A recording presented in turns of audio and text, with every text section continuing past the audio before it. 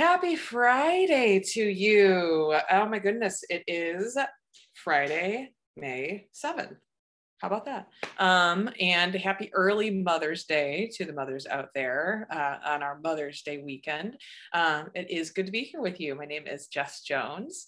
I am the Center Director with the Kaufer Resource Center here in Chicago, Illinois, and we are here to support union professionals and performers in the pursuit of work.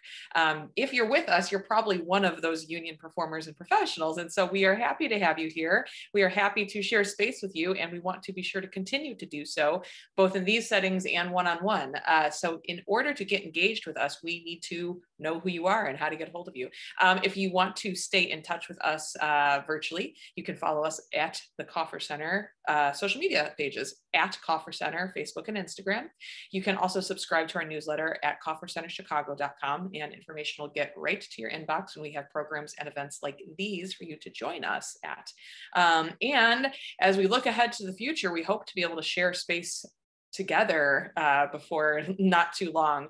So if you want to know what we're up to in our space, be sure to stay tuned to those places, because we will let you know what there is to know when there's something to know about when we're going to all reemerge and be able to share spaces again. And that is something that we can all look forward to as the weather changes, as we are all kind of reemerging slowly but surely from the spaces and places in which we've been safely guarded during this season of the pandemic. Also during this season, we have been so blessed, so grateful to have this space to continue to connect. And I also have my friend, Dr. Greta Pope, to thank for creating this specific space, Soundcheck, on each Friday. It is one of my placeholders in the week that I look forward to. It is kind of like a warm conversational hug that leads me into the weekend. So without further ado, I'm going to invite my friend, Dr. Greta Pope, to the conversation so that we can kick off another week together. Greta, how are you doing today? I'm great, Jess. How are you? I am good. I am good. I am, looking forward to a sunny, serene Mother's Day weekend, and I hope that you are as well. I certainly am. I'm very excited about this Mother's Day in particular, and I will share a little bit more about that once we get going with our sound check today. So, how is your family? Everything good? We're good. We're hanging in there over here in Albany Park. You know, the weather is nice enough that we're starting to get some evening walks in and a little bit of adventuring as a family again. So it's nice to have something like that to look forward to as the weather changes and literal and metaphorical seasons are shifting kind of in our world. Yeah, makes all the difference. Well, I want to thank you, and I want to thank Henrique as well. Henrique is always behind the scenes, but he does such a great job. So thank you, Henrique. Well, it is our pleasure. And thank you for always anchoring this week. Thank you for kind of being the bookend of my week. I'm going to hand it off to you and let you take us into our hour. Okay, sounds wonderful. Thank you, Jess. Hey there, and welcome to Soundcheck. I'm Dr. Greta Pope, and I'm so excited to have this opportunity to visit with creatives from a variety of disciplines about their professional journey. We are in the midst of a pandemic that has changed all of our lives and the ways in which we work. We will use this forum to share our thoughts, feelings, and best practices for surviving this challenging time. I am very excited today to talk with Edward W. Wimp, Esquire. He is particularly near and dear to my heart, as he is my son.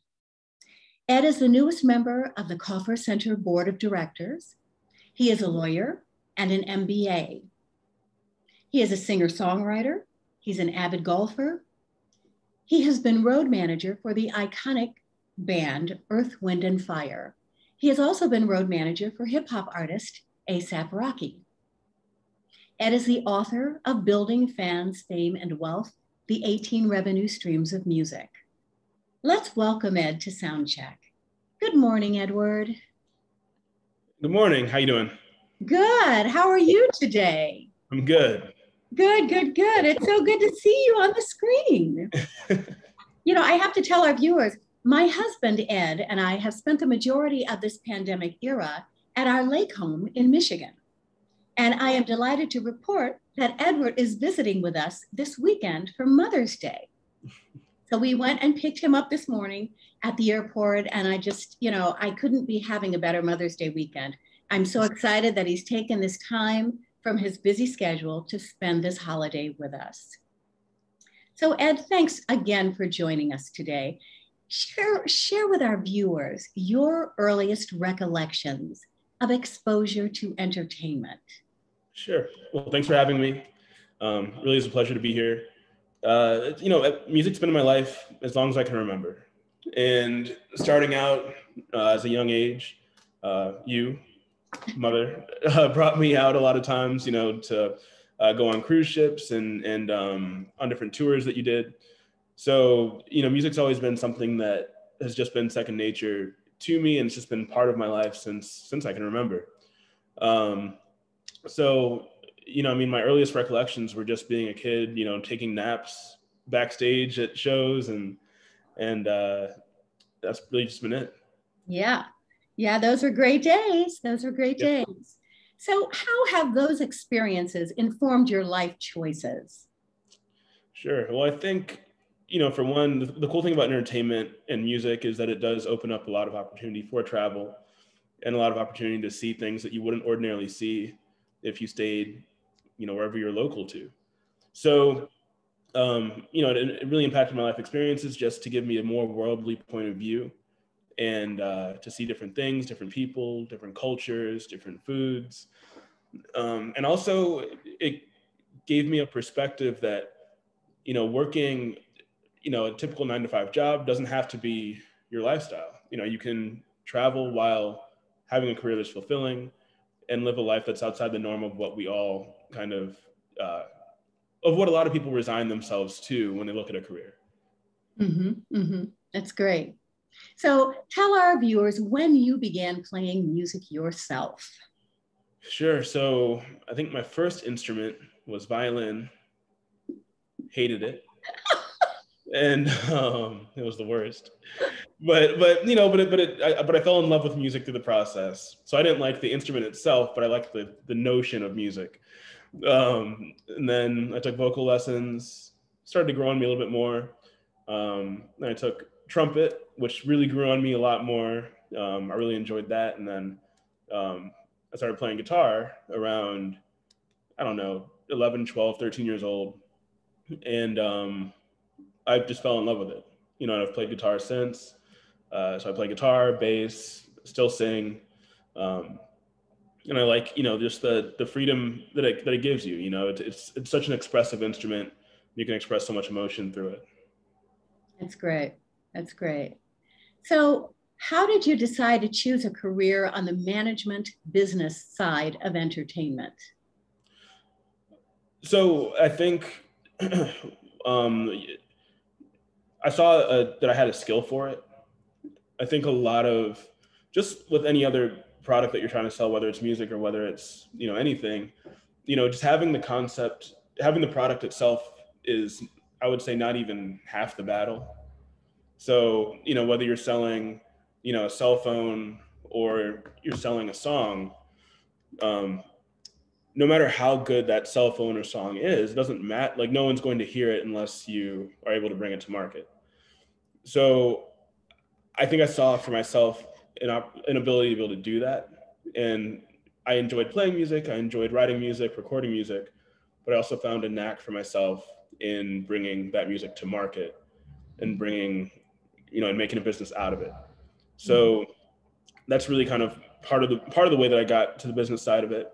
And then also just people that I knew in the industry that gave me opportunities to exploit the skill that I had.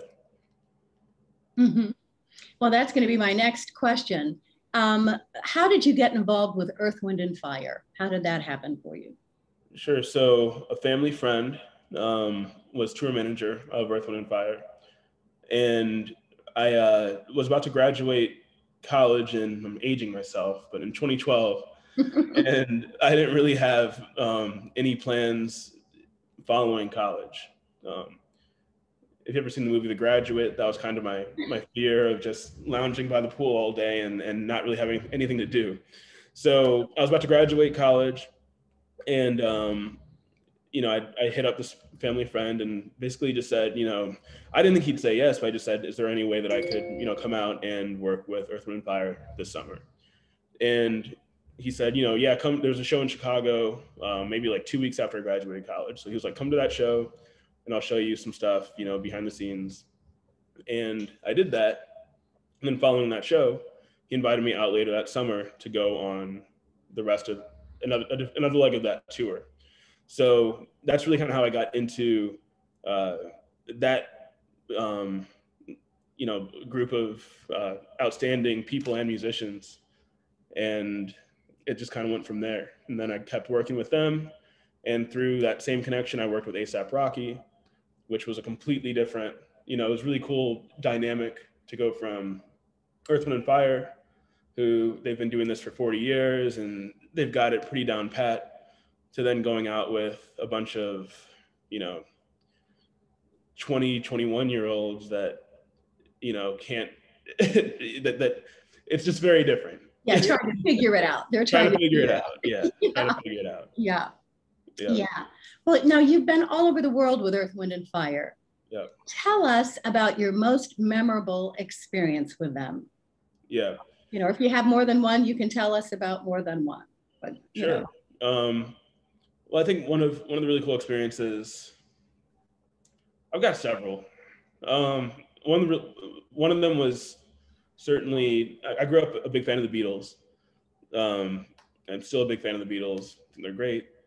And we did a show at Abbey Road Studios. And it was just absolutely incredible just to be there and be, in, like our dressing rooms were like the studios that a lot of these artists have recorded in. So it's not like, there's no like red tape or anything that, it's like we're just literally just hanging out all day in these beautiful studios within Abbey Road Studios. And Earth, Wind & Fire covered Imagine that night at the studio. And it was just a surreal experience. And it was one of those times when, after the whole show was done, I really just like sat down and had a glass of wine and just like alone, and I just took time to soak it in. And that's not always common, many times, something really cool happens when you're on the road, but it's like, you got to keep moving, you got to keep going to the next thing. In that show, we were staying in London after that, and everything was taken care of. Like the band was gone, like, I didn't have anything left to do, and I wasn't in a hurry to get out. So I was able to just sit, just relax, and just soak it all in. So that was a really cool experience. Another cool experience was we did Russell Wilson's wedding to Sierra. That was really neat. Just so many. Where was that? I was in Manchester. So that was an experience that was, it was iconic because like all my friends were, tweeting about the wedding and like, posting pictures on Instagram about the wedding.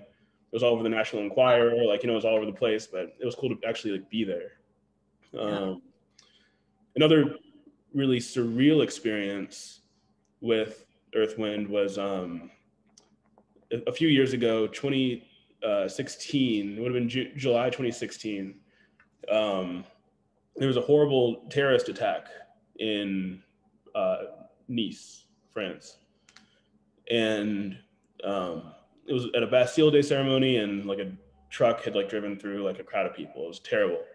So the night before, we'd been in Switzerland, and we overnighted to Nice, and we got there in the morning, wake up, go in the hotel, and we heard about this, the whole city's under a state of emergency. So they canceled the show, but they still had catering set up. The show was like just down the block from the hotel. So they still had catering that afternoon. And so we still went, to eat, down the block. And it was on the ocean, and it was just like the most like beautiful, serene sight, but it was so eerie to just be sitting where there's supposed to be all these people and this big, beautiful concert. And we were just kind of there, just eating with each other in silence after this horrible event had occurred. So it's definitely one of the things that stuck with me. And it was weird too, because, just a month before that, there had been a horrible terrorist attack in Orlando, where I live. So, and, Facebook around that time had, unveiled its whole mark yourself safe feature. So I remember, when a horrible event happened. So I remember marking myself safe in Orlando, then a month later in Nice, marking myself safe. And, it just like, it was just, again, it's interesting, the places that entertainment takes you and the things that you see, because you realize there's no such place as paradise. And I think that we all think that other countries are way better than we are, or we think that we're better than other countries, or whatever it is. Neither one's true. Bad stuff happens everywhere. Good stuff happens everywhere. And the cool thing about entertainment is that it really unveils that, and that it does give you a chance to travel a lot and see a lot of different things. So that's great. That's great. Well, we recently visited with Eber Stepney on Soundcheck. She is the daughter of the late Charles Stepney, songwriter, arranger, and producer for Earth, Wind, and Fire. And you told me when I was mentioning to you that I was going to be talking with Eber, you said, "Oh, I think I know. I know Gabby, and I think that may be Eber's daughter." Mm-hmm. And I talked with Eber about it, and sure enough, it is Eber's daughter. So how did you guys meet? I mean, what a cool thing. Yeah. So Gabby is my ex-girlfriend's friend, like best friend, or they're very close. Wow. So I invited my ex-girlfriend out to an Earth, Wind, and Fire show, and she brought Gabby with her, and Gabby just mentioned, that her last name was Stepney and that she was related to some guy named Stepney. And I was like, no way. I've heard that name a million. I'd never personally, I'll admit, done like the full research on him, but I'd heard the guys in the band always talking about Stepney. Mm-hmm. So I was like, no way. Like they're going to go crazy when they find out that that you're related to him. So wow. It's just a small world. Yeah, it really is a small world. It really is. So how did you decide to become a lawyer and get a master's degree in entertainment management? And how has the pandemic affected your business? I know that you're doing a lot of other kinds of law as well. But, how did you, well, first answer, how did you become a lawyer? Yeah. Decide to become a lawyer and get a master's degree? So I guess my education background, I've always kind of concentrated on two things that I think are applicable to everything. So one of them being business. I have a bachelor's in business and a master's in business. And then I'm also an attorney. And the reason I pursued this path is because there's business surrounding everything, right? So that's why I got the bachelor's and master's. There's business in literally everything you do. And same with law.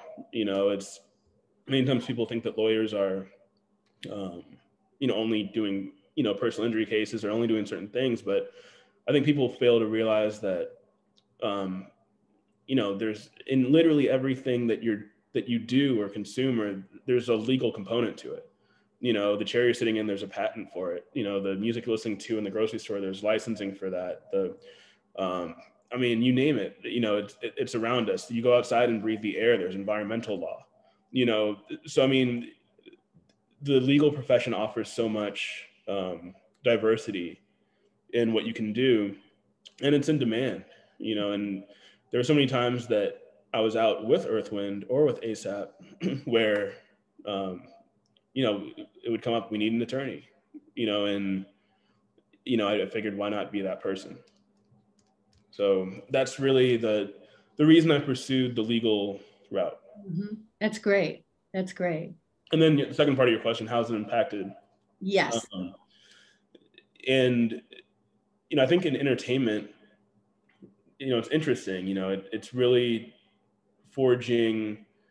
You would think that, without live shows happening and without records being recorded quite as much, or without people being able to congregate together, you would think that, legal services would dwindle. But that's not so much the case. I've had people call me trying to orchestrate management companies, or trying to go back to the drawing board to set up different sorts of companies or entities, and also getting creative with the ways in which they distribute their content. Mm-hmm. People are doing live streams, and people are doing stuff like this, mm-hmm. That opens up a whole different plethora of legal issues many times that haven't been thought of before, you know, when it comes to ownership, when it comes to licensing, or who can use what content. So, yeah, I mean, I wouldn't say that, you know, necessarily the legal entertainment law has dwindled. It's just changed. And it's really opened the door for a lot of thought leaders and for a lot of new trailblazers to figure out exactly what the laws will be and how they'll be applied. That's great. That's great. So what do you think entertainment will look like going forward? Will live streaming continue as a viable entertainment delivery model in the post-pandemic era? Or do you think people will just get back to what they've, you know, are most familiar with, or what they've been doing before? Yeah, I mean, I think that live streaming will, I mean, we now know that we have these capabilities. And, you know, what's the phrase?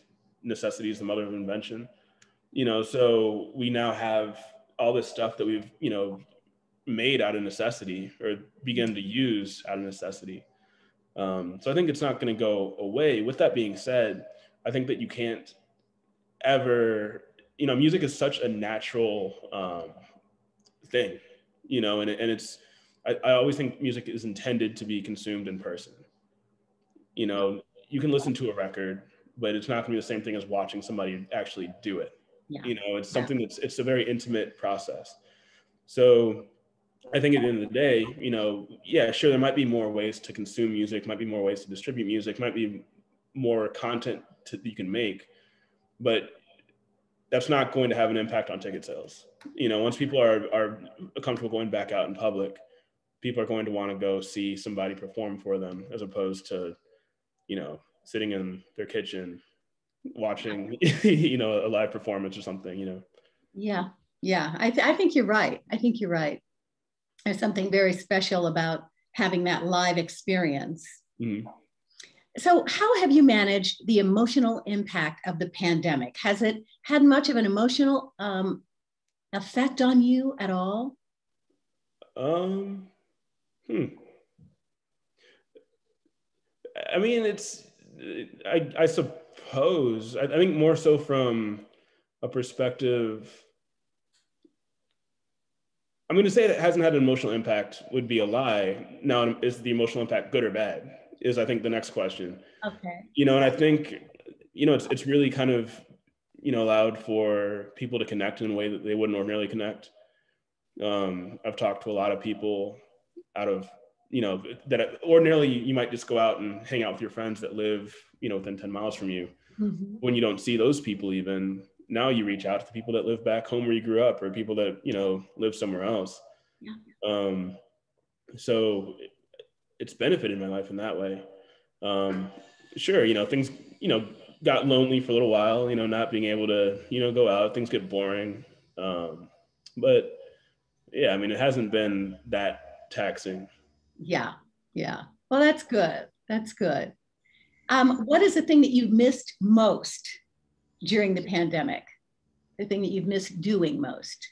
I'd say definitely going out and seeing music. Mm-hmm. Mm-hmm. You know, and just the impromptu, you know, not even planning to go see music, you know, just hanging out one day, then your friend calls you and says, hey, let's go to this show. Then you just go. Yeah. You know, I do miss that. I miss traveling, you know, I miss, you know, I've just been kind of stuck in Florida, and there's worse places to be stuck, you know, especially during the winter. So don't get me wrong. There are worse places to be stuck, but nobody wants to be stuck anywhere. Yeah. You know, so I would say that's been, you know, one of the things that I miss, you know, just being able to just travel freely. Yeah. And go somewhere freely, and just, you know, so I'd say that's most difficult. That's great. So what will be the first thing that you do when the pandemic is over? Maybe.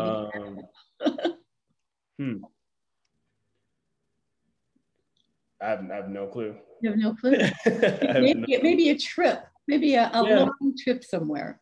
Yeah, I was thinking along those lines, maybe a trip. Yeah. Somewhere new, somewhere far. Yeah. Yeah, maybe we can take a family trip. That would be nice. I actually, well, you know this. I won a trip to Cancun. Yes, So, tell us how you won this trip. Tell us about this. so I work at a law firm, and we had a golf outing, and there was a closest to the pin award. So I hit the ball closest to the pin, and the award was a trip to Cancun. So I've got the trip waiting. Great. That is great. That is great. So is there anything that you'd like to share with creative people, with musicians or actors or anything about getting ahead in the entertainment business? Yeah. I think, and I feel like I'm, kind of preaching to the choir with this, because I feel like if people are watching this, they're already kind of on the right path as far as this advice I'm going to give. But if anybody should stumble in here and not be quite on the quite on the same page, then this is for you. But I think, always, it's great. I'm not saying don't practice your instrument or your craft or whatever that is. That's great. Definitely keep doing that. But talent alone is not going to cut it. You could be I know some the best musicians that I know don't make a living playing music. And it's, and the people that I do know that make a living playing music. And that's aside from like Earth, Wind & Fire and those guys. Like, those guys are great, great musicians, and they'd make a good living playing music. So I'm not talking about them. I'm talking about, people that, may have gone to school with, or people that I know from the music scene in Orlando. The best musicians many times don't make a living because they're so caught up in the craft itself, but not taking care of the business side of it. They're not taking care of, the marketing, or not taking care of the financial aspect of it, or not making a product that people want to consume. At the end of the day, you need to make people want your product. And not everybody wants to hear somebody shredding on guitar all day. They want to have something that they can follow, a brand. So I would say work on your brand, in addition to your actual craft itself. So work on your brand, work on, make sure your legal work is correct, you're budgeting properly, you're allocating money in the right places. And so that would be the primary advice that I would give. Mm-hmm.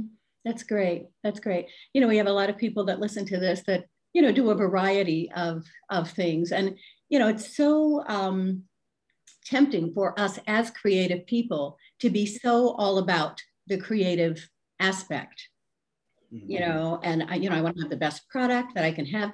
I teach these classes, the online huddle, and I have people in the class, and we talk about all kinds of marketing and branding, and and I tell them, you've got to really work very hard on your own behalf, aside from your actual talent. You've got to push your own brand. And first of all, you've got to create your brand, and then you've got to really push that. And I think a lot of people really don't get that. They don't understand. They feel, well, I'm good. I can do my craft well, but there's so much more to it. There's so much more to it. And I was telling some students last week, when I actually get on stage to perform, it's like, oh, this is great. This is great, because all my time is spent doing the grunt work, doing all the other stuff. Not all of my time, but much of it. So, you're absolutely right. I think, that's something for people to realize. You build the skill set, you have the talent, you build a skill set, but you also are a business person. Right. And you have to be promoting yourself and doing all of those kinds of things. Right. Yeah. Yeah. And I think people are so quick, and it's understandable. I'm not faulting this mentality, because I can understand how you could fall into this trap. But people are so quick to think that music's such like this sacred, innate thing that it isn't to be sold or exploited or capitalized on. But it is a business, and it is something that if you want to make a living doing it, you need to treat it that way. And there's nothing wrong with that. There's nothing wrong with branding yourself and making a product that people want, just like Coca-Cola does, or just like McDonald's does, or just like Toshiba does, or like any other company. There's nothing wrong with doing it. Yeah. And Coca-Cola doesn't, spend 9 million hours, perfecting their recipe. They have the recipe. They spend all their time marketing it and getting it in stores and doing all the business behind it. Yeah. Absolutely. Well, Edward, I want to thank you for being with us. I'm going to call Jess back, and see if she has any questions for you, or if we've had any questions in the chat or anything like that. Sounds good. Well, hi guys. Yeah, if anybody has anything they want to chime in the chat, feel free. I want to go back and say, I want to ask questions about the two of you, and it feels auspicious since it's Mother's Day weekend. So I want to pose this to both of you, and you may have different answers. Is what is one of your favorite memories of music and art and work that you shared together with the other? Wow, that's a very good question. Edward, would you like to go first, or do you need a moment to think? I'm just thinking about getting the opportunity to like even be, you know, on cruises and things like this, and be alongside the experience of the gig, you know, the job, the work, and that being a cool experience too. But yeah. I'll let you speak to what your experience is, because, you know, my parents worked for the United States Postal Service. So it would literally be illegal for me to go to work with them. I couldn't touch nor see their work. So I can't fathom having that kind of exposure to like what my parent was and what they did and how that would impact, you know, and I think it's real interesting, but like obvious the impact that it had, you know, kind of on the trajectory of your life too. Mm-hmm. Just where it took you naturally in its ways. But I'd love to hear from you guys what experiences that you've shared that have had an impact. Well, I have one that I'm sure that Edward doesn't remember, and I don't know if he's even heard this story. I think he has.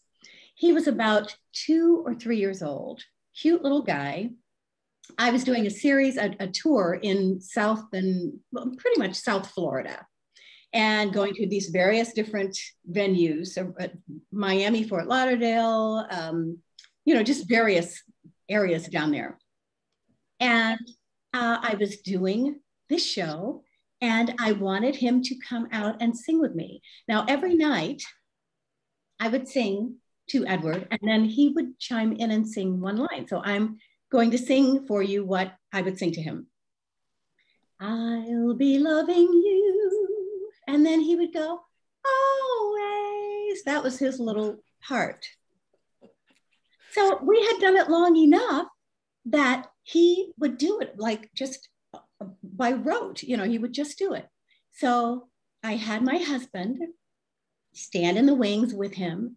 And I asked my husband, when I call for him, would you just send him out? So here comes Edward in his little navy blue shorts, little white knee socks, chubby little darling legs, and a white blazer with a little shirt and tie. He's like 3 years old. He comes out on the stage. I sat him up on a stool, and I thought, okay, is he going to do this or not? You know, are the people going to like spook him, the lights and all of that? And I sang, I'll be loving you. Put the mic in front of him, and he goes, always. And the house went up for grabs. So that is one of my favorite. I have many favorite memories, but that was his first time on stage, and it was magical. It was magical. I'm melting already. I'm like, I'm a little bit like, okay. Well, but mine, you know, she's at daycare right now, but mine's that size right now, you know, and it's like, you know, I think it's so, I'm going to use such a trite word. I think it's so cool to hear, Edward, what you've done in your life, and to think of the seeds that get planted, and think of the places that they, you know, germinate, like the places that they grow and where they launch from, you know, and looking at my little person and knowing I have no idea the impact this environment and the people in it will have on the trajectory of the rest of her life, you know. Right. It's really special. So anyway, Edward, don't let me take up more space. Let me hear from you. No, I was going to piggyback on what you were saying. And I think, you know, it is just I think art's such a cool thing. And, you know, I think one of the memories that I have, you know, is just there's always music in the house, and live music, you know, and it's, you know, my mom would have rehearsals, and, you know, I'd be in my room, but I still hear the live music, and just the going back and going through different parts of the music, and just ironing out a good performance. So I think, you know, as you were saying, just like all those like really small little, like, you know, minute things really have a big impact over time, and shape, you know, a person's love for anything. Mm-hmm. Mm-hmm. And also my memories too were just, you know, playing with my mother, and, you know, doing different concerts, different places. And Like some shows with her band, I would come sit in and play my guitar, and it was, you know, it was just something that it was a cool experience. And my musicians were always so sweet. You know, they would encourage him, come and play with us. So I taught him to read tabs. So he was able to read the charts. I think your first gig with us, you were like 12. Yeah. Yeah, and he had on this little suit and he's playing guitar in the band, you know, which was just, it was fantastic. And the guys were so, you know, just so, because these are like really good musicians, you know. Yeah. And so for them to welcome a 12-year-old to play was just, I just thought it was lovely, lovely, lovely. So you're hitting on something else that I kind of want to double back to from when you were talking almost about the difference between tour environments with some of, I'm going to, again, simplify to say some of the young ones versus like Earth Wind. That's like, they're road strong. Like they, you know what I mean? They know the road, they know the tour. And hearing exactly what you're saying, Greta, about some of, you know, the folks that you're playing with and the energy in which they extend towards Edward at that age too, and the space that they occupy with the legacy of their performance career that they carry with them, and the confidence and ease that brings. And I guess this question will be for either of you too. What do you think is the difference dynamically between like younger generational performers and like legacy, you know what I mean, strong generational performers, you know, knowing that both of them have the trajectory of professional, you know, pedigree before them for as long as they want to do this work to the degree that they do it. But what do you think is that differential between the environments, the skill sets, the work ethic, the energy, the whatever words you want to apply to it? Well, I will say from my perspective, I think that those legendary, iconic bands, I think they went through their struggles in the early days as well. I don't think there's any difference. I think there's just an age difference and an experience difference. You know, when you look at a band like Earth, Wind, and Fire, I mean, they've been doing it for, I mean, they could do it in their sleep. This has been their life. Whereas the younger bands, they're trying to find, you know, they're trying to hit their stride. They're trying to find that comfortable spot, that 20, 30, 40 years hence, providing that their careers go that long, that they will be in that kind of groove as well, you know. So that's from my perspective. Edward, what is your thought about that? Yeah, I mean, I was going to say kind of the same thing. I think it's too early. I was going to say it from the opposite perspective, like the same thing, but just different perspective. Okay. In that, I think that, you know, now it's too early to tell what the young groups, what durability they'll have. You know, I think, you know, one thing that a lot of older groups that have stood the test of time have going for them is just a great live show, you know, and a great sounding live show. Yes. You know, you can listen. And that's interesting too, when you bring that up too, because there is the different, I mean, again, we've talked about technology and the change of technology so much, but we haven't even really addressed how much that changes the vocal performer. Right. And when you're talking about some of these really great performers, they didn't have, it was stripped down. They brought everything. They brought the fire, you know? And now there's a lot of like bells and whistles that can amplify performance. But to what degree does that become the performance instead of the performer, you know? Right. Yeah. And I think, you know, I think that's a lot of the difference, you know, is that now we're such a visual culture, you know, anybody can sound good, but now what we really sell is image of artists. You know, I mean, back in the day, you know, it was like many times you didn't even know what your favorite artist looked like, I'm sure.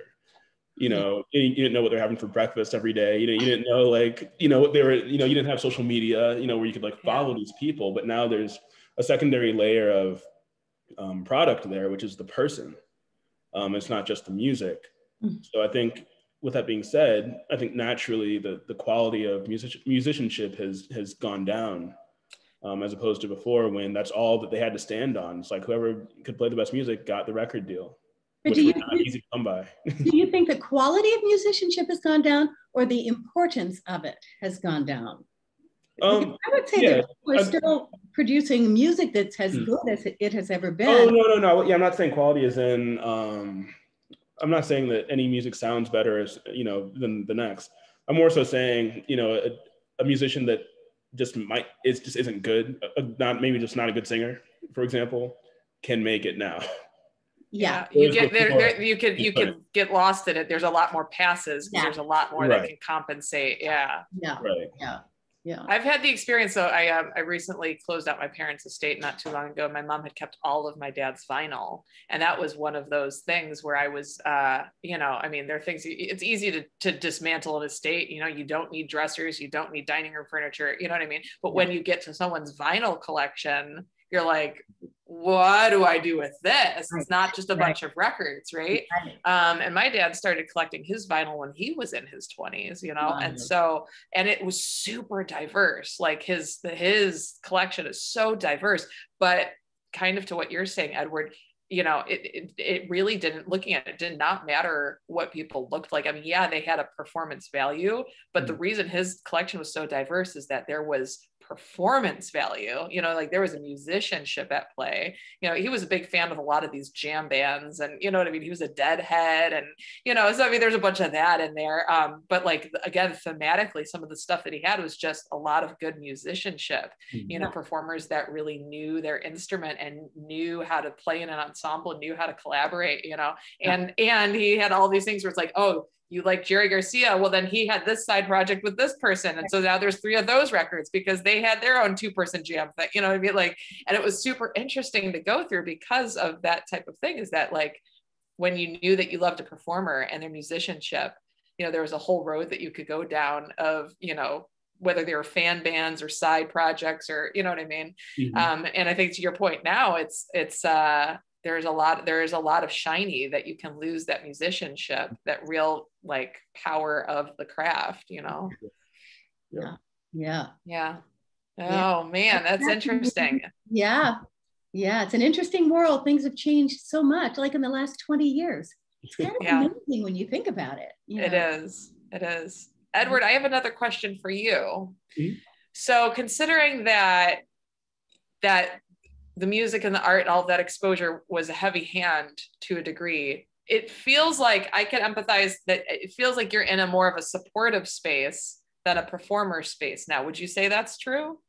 Yeah. Yep. Yes. I mean, right now I'm not actively playing in a band, you know, anymore.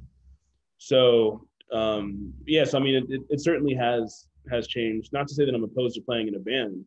I think Corona's kind of has something to do with that, and you know, all that stuff. But yeah, definitely would be more in a supportive business legal space now, as opposed to gigging like all the time. What is that shift for you as far as that trajectory, knowing that you came up in performance spaces but have moved? Because you know, I ask this from my own experience, because I often joke that I'm a recovering artist over 10 years sober. Like that's been my quip, you know. I went to school for acting, and then I ended up working in the supportive spaces, and I'm much more comfortable here. And it's I get joy supporting artists who this is what they have to do. Like this is the calling, this is the dream, right? And so that's the framework that I come from. But I'm curious to hear from you, what has led you to occupy the space you're in? Well, yeah, and I mean, I think, you know, after a while, yeah, I mean, I agree with what you're saying, and in, you know, like, in, you know, trying to make it as a musician, like I've been in different rock bands, and you know, it's fun, you know, when you're young, and which I'm still relatively young, but it's fun, like when you're young and, you know, can, you know, rough it, but it's also nice to not do that. I hear that.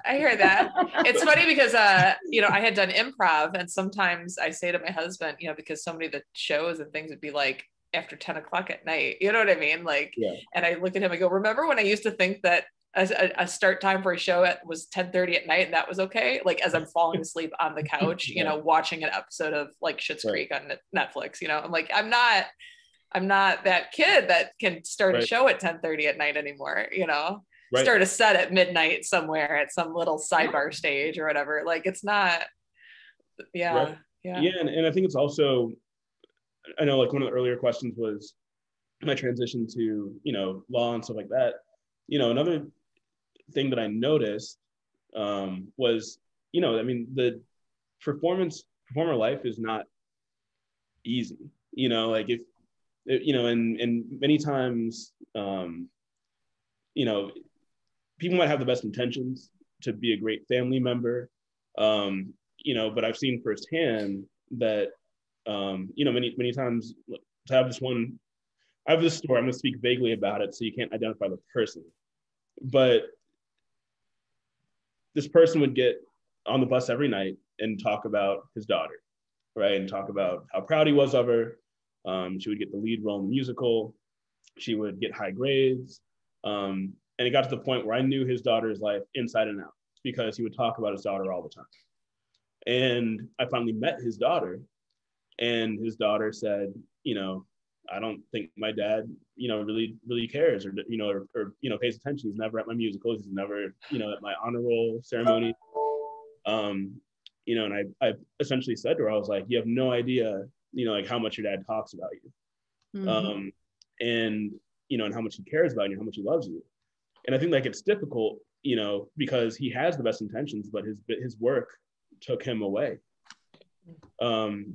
So I think that's also something for artists to think about, is that, no matter how good your intentions are, it's not the easiest thing to live a sustainable life with, because it's not a normal way to live. Mm-hmm. Right.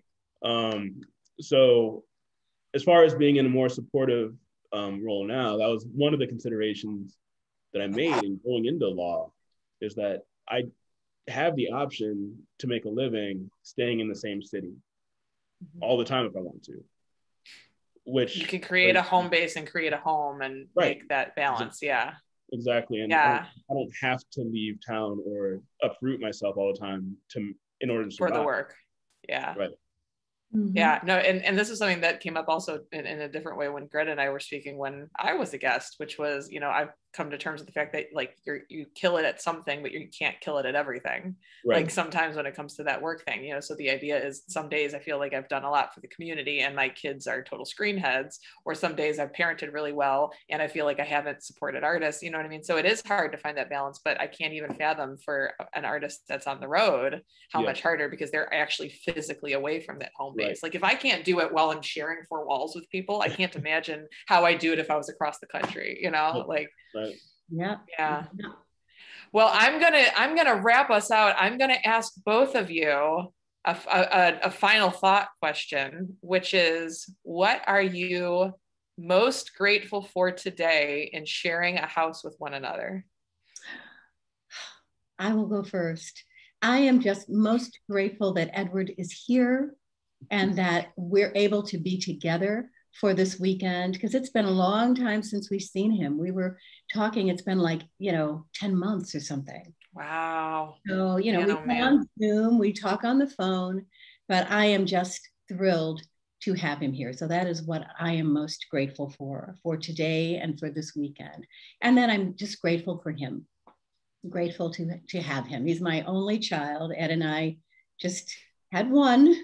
And we are just delighted with him, with the life choices that he's made, just with everything. We're thrilled. We're thrilled. Who's saying home cooking?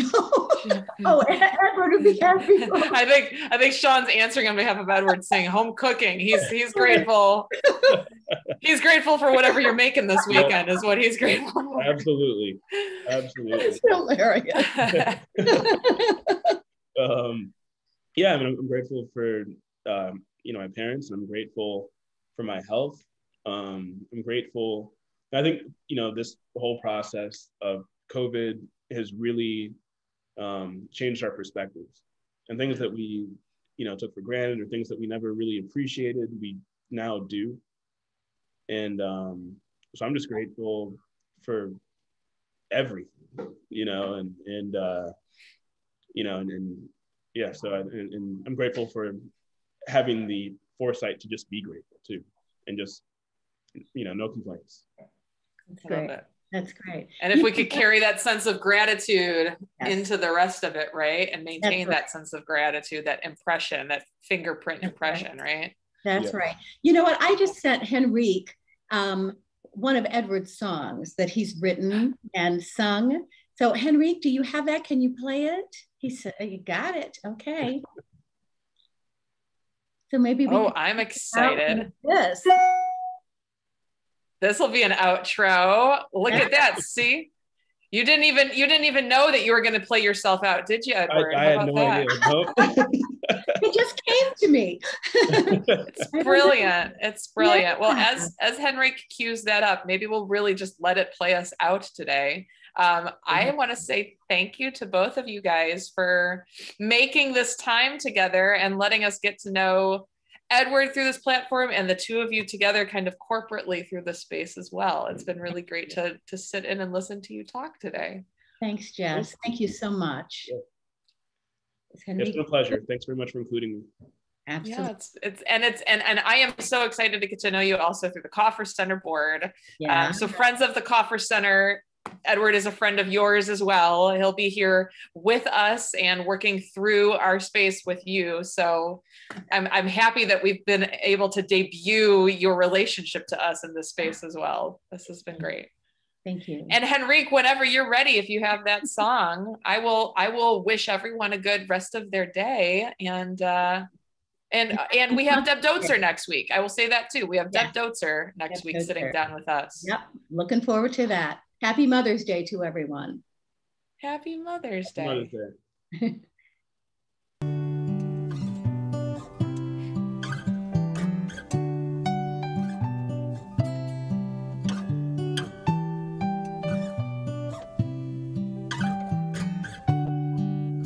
These fatal phrases that lock and destroy, the very phrases that lock our souls tonight. I found it so very hard to explain, but tonight I just might.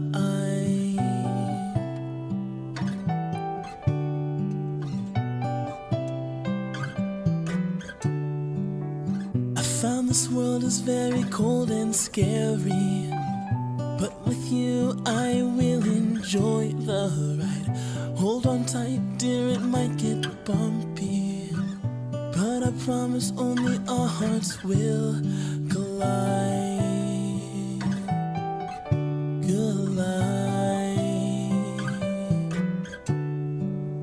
Take a look around, you see this world is for you.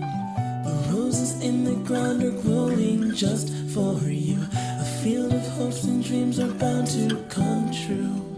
You are so beautiful, I wrote this song for you. For you. My mama said you gotta stop those sad songs. The world is spinning round right in front of you. I knew that she was right when I first saw you. And now I know that everything she says is true. Is true. Take a look around, you see this world is for you. The roses in the ground are growing just for you. A field of hopes and dreams are bound to come true. You are so beautiful, I wrote this song for you.